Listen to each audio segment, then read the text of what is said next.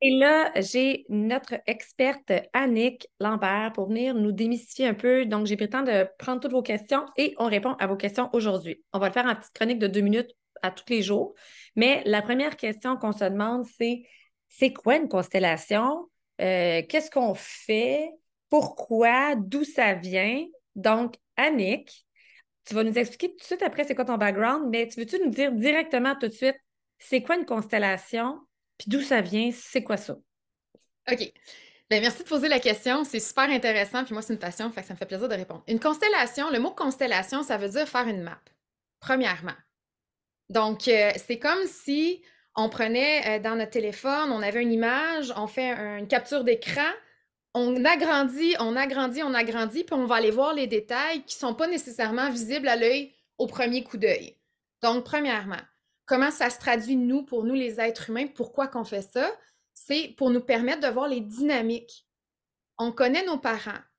Puis là, pourquoi constellation systémique familiale? Je m'en vais tout de suite là-dedans parce que systémique, c'est un système. Des systèmes dans des systèmes. Donc, si on prend notre cœur, notre système cardiaque, travaille avec notre système pulmonaire, respiratoire, travaille avec notre système digestif, on est des systèmes pour faire le corps humain.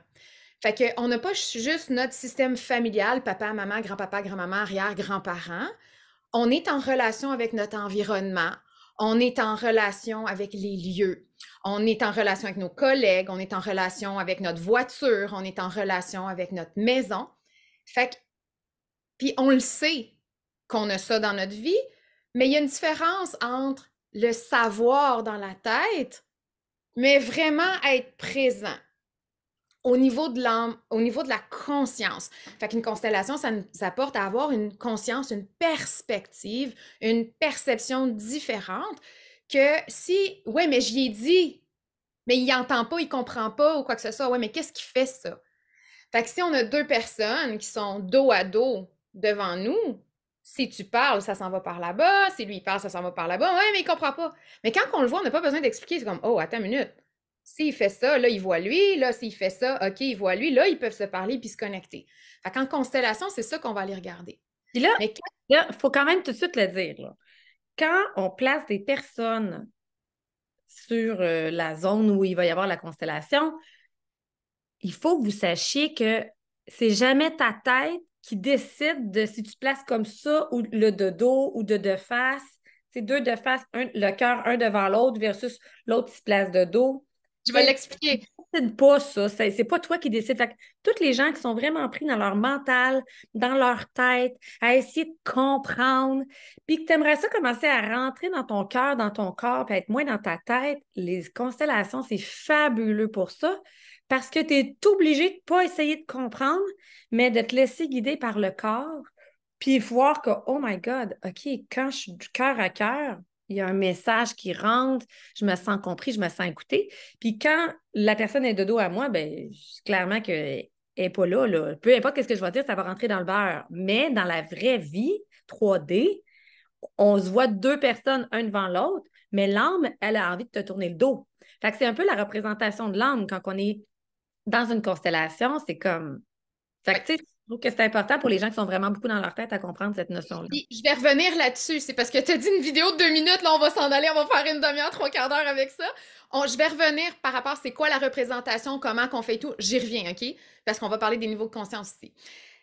Donc, la modalité de la constellation familiale, au début, ça s'appelait The Movement of the Soul, le mouvement de l'âme.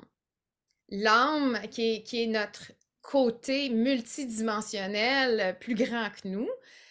Puis dans ma âme, comment ça fonctionne avec une autre personne, avec un lieu et tout, OK? Euh, Ce qui est intéressant de savoir, c'est la modalité, le modèle que moi je fais, c'est Bert Hellinger. C'est un Allemand qui était missionnaire dans son jeune temps, puis qui est allé en mission en Afrique dans une tribu Zoulou.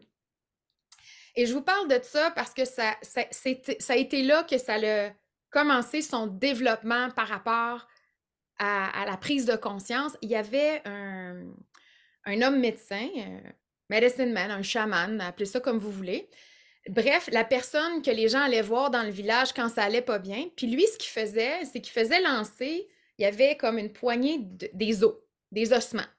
Puis il lançait ça, puis la façon que les os y étaient placés, il disait « Ah, ben oui, parce que ça, ben là, tu as juste à faire ça, puis ça va aller mieux. » Fait que c'est parti de là, mais il a évolué pendant 10 ans de temps avec eux. Fait qu'il a vu les transformations qui se passaient au niveau du village de la tribu.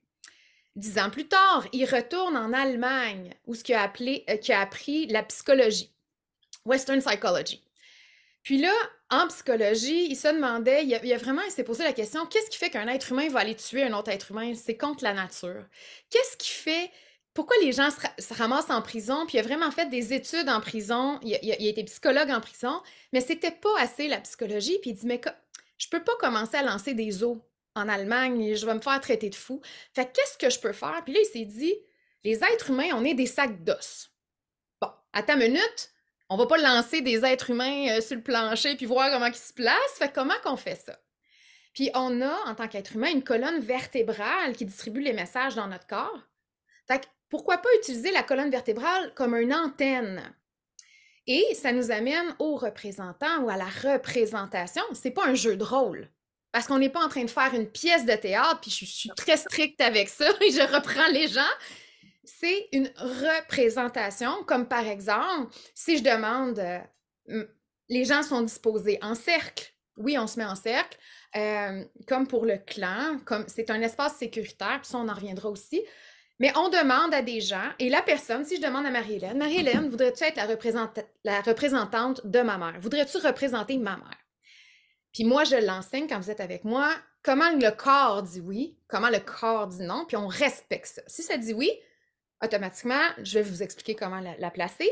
Et après ça, on va aller écouter au niveau du corps somatique parce qu'on va avoir, vu que l'information, c'est comme si on faisait l'espace à recevoir l'information. Dans ce cas-ci, Marie-Hélène recevrait l'information de ma mère. C'est vraiment intéressant parce que sans connaître ma mère, elle va avoir une position dans son corps ou son regard qui va vraiment rappeler la personne ou la chose choisie. C'est vraiment fascinant. Puis, en tant que facilitatrice, moi, j'ai été entraînée pour démystifier quand est-ce que c'est juste l'information qui est donnée. Quand est-ce qu'on sait que la personne, c'est la personne qui a voulu dire ça? Qu'est-ce qui appartient à la personne qui représente versus la chose ou la personne représentée? Comment qu'on sait que le mouvement, il est vrai dans une constellation? Parce que la personne n'est pas là pour nous le dire si c'est vrai ou non. Fait que c'est super intéressant. Nous, on est entraînés avec ça. Il y a des façons de le dire, puis là, on n'a pas le temps en quelques minutes de tout vous expliquer ça. Et sachez, pour justement ceux qui sont dans leur tête et ceux qui ne comprennent pas, c'est normal. Notre tête, c'est notre niveau de conscience le plus lent, le plus limité. Excellent pour la survie, puis excellent pour être de service à nos autres niveaux de conscience.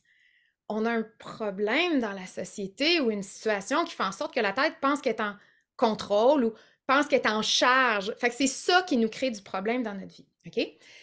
Mais moi, je suis là, en tant que facilitatrice, ou peu importe le facilitateur, est là pour diriger.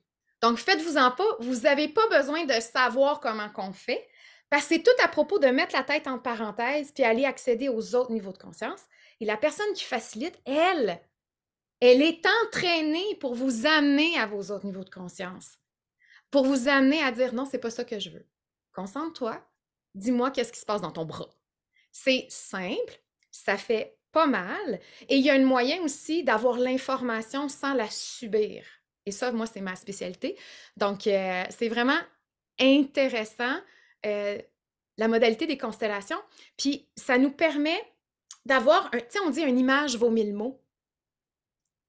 Même si je t'explique les liens énergétiques, si tu les regardes puis tu les vis, tu les comprends.